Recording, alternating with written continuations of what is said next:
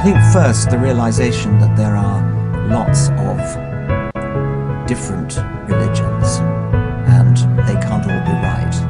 And the Christian one in which I was brought up was clearly only one of many. But that didn't finally make me into an atheist. What finally made me into an atheist was the realization that there was no scientific reason to believe in any sort of supernatural creator.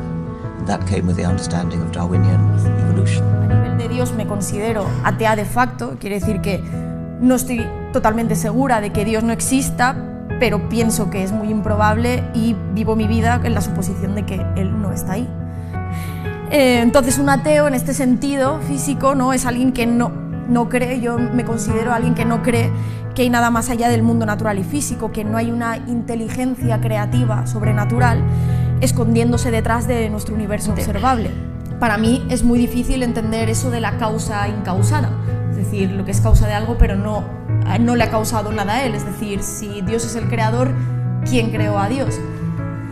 Claro, es que no lo hemos visto nunca en la naturaleza, no lo hemos observado, no hay evidencias de nada parecido, es muy difícil de asimilar. Religion easily has the greatest bullshit story ever told. Think about it. Religion has actually convinced people that there's an invisible man living in the sky who watches everything you do every minute of every day. I decided to look around for something else to worship, something I could really count on, and immediately I thought of the sun. Happened like that. Overnight, I became a sun worshiper. Well, not overnight, you can't see the sun at night. But first thing the next morning, I became a sun worshiper. Several reasons. First of all, I can see the sun, okay? Yeah. Unlike some other gods I could mention, I can actually see the sun. I'm big on that. If I can see something, I don't know, kind of helps the credibility along, you know? Ahora, si el ateo no considera al cristiano inmoral por creer lo que cree, probablemente sí lo cree de menor estatura intelectual. Es decir, que hay cierto aspecto del mundo que el cristiano no comprende y que pues debería tratar de entenderlo un poco mejor. Y bueno, básicamente sospecho que el ateo ve al cristiano de la misma forma en que cualquier persona ve a un niño que cree en el ratón Pérez, es decir, que está creyendo en algo que no existe, para lo cual no hay el menor indicio de su existencia. That is, the one thing that I think is really dangerous in many religions is that it gives people a gold-plated excuse to stop thinking. To stop thinking? To stop thinking. To say, I don't have to think about that because my religion says this is right, this is wrong, it's as clear as that, it's black and white, I don't have to think about this anymore. It's just a matter of faith. And we honor that. We say, oh, it's a matter of faith. I think we have to stop honoring people for stopping thinking.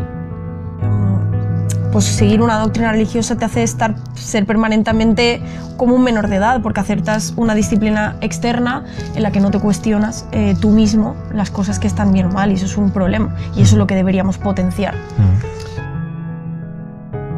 Well, it's certainly true that so many people do have religious faith.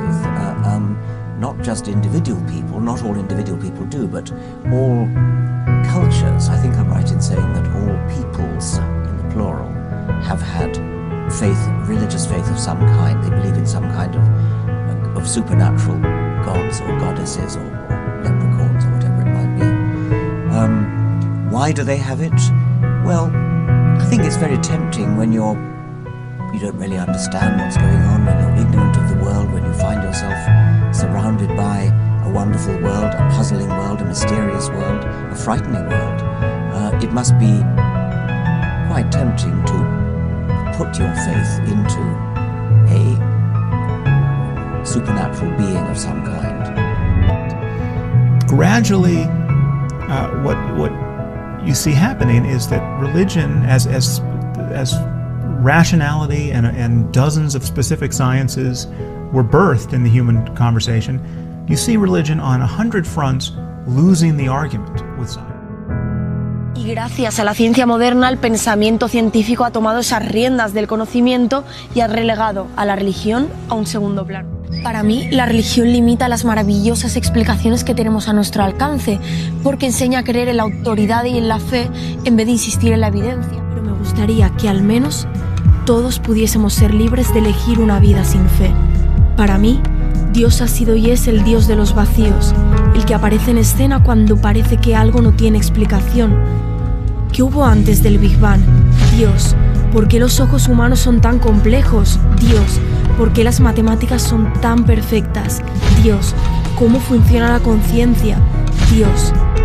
Hace siglos, Dios rellenaba muchísimos huecos de lo desconocido, pero con el avance científico cada vez su espacio es más pequeño. Dios es una habitación oscura llena de interruptores, y tú estás dentro sin ver nada. Cada luz que enciendes te hace ver mejor la habitación, te hace conocer lo que te rodea, pero a Él lo hace más pequeño.